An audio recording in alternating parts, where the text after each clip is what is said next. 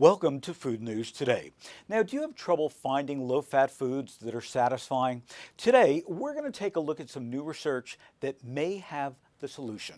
Also, we typically pay more to travel during peak and busy times or to stay in hotels. But what about paying more to dine in peak times at restaurants? And what's putting Oregon State University on the gourmet food map? Let's find out and get started.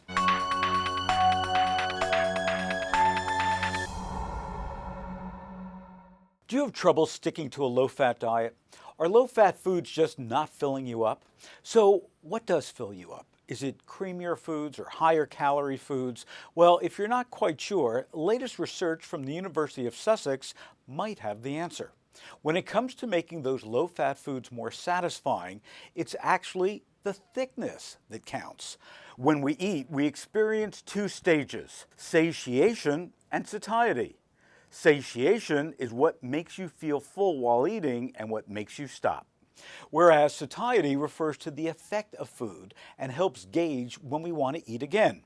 Now, researchers gave volunteers yogurt with different levels of creaminess and also thickness, and they used a thickener called tarragon. Both the thickness and the creaminess made the drinks more filling. But when it came to feeling full for longer, it was the thickness that made all the difference. By making a few subtle differences in texture, our appetite can be satisfied for longer.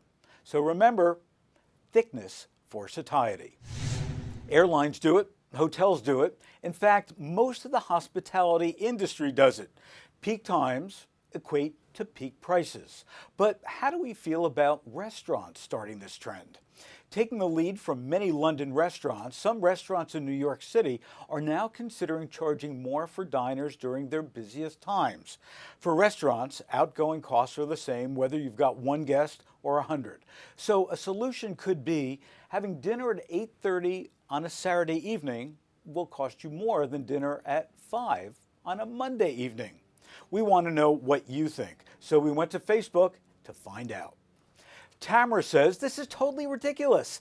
Isn't the consumer the reason why restaurants are even able to exist? Seat less people if it's too much for you to handle. This situation just creates more of a system of privilege as well. I would boycott any establishment that attempted to try this. Frank agrees. He starts off the same way. That's ridiculous. A restaurant should treat their guests the same anytime they're open. Restaurants that have attitude usually soon find themselves empty.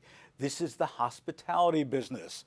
Maria, same word. Phil, this is ridiculous. I stopped eating at Dante and Luigi's in South Philly because they charge 3% more if you use a credit card. Caffones that they are. But not everybody agrees. Listen to this.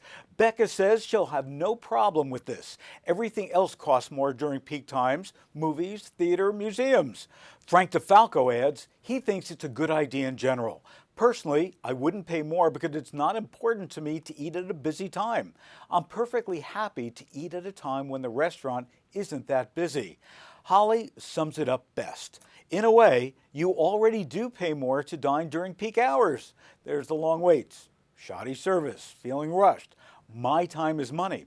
Isn't yours? The latest news from Oregon State University doesn't come in the form of academia or football, but in the form of cheese. Oregon State's new gourmet cheese began making waves at football games in September, and it's now being sold online. Now, this mild, nutty specialty Alpine cheese is a product of the university's cheese plant that reopened in 2009. The plant joins a tradition of college creameries, all products of land-grant universities, which give students hand-on experience, as well as training and supporting local businesses. What did the students name their first batch of cheese? Beaver Classic, of course. And here's someone who may enjoy tasting Oregon State's latest offering: our newly re-elected president. In an interview with 60 Minutes, President Obama said he enjoys cooking cheese toast. What else gets another 4 years in the White House kitchen? Well, chili, omelets, pumpkin pie, and his favorite, pizza from Italian Fiesta Pizzeria in Hyde Park, Chicago. Congratulations, Mr. President.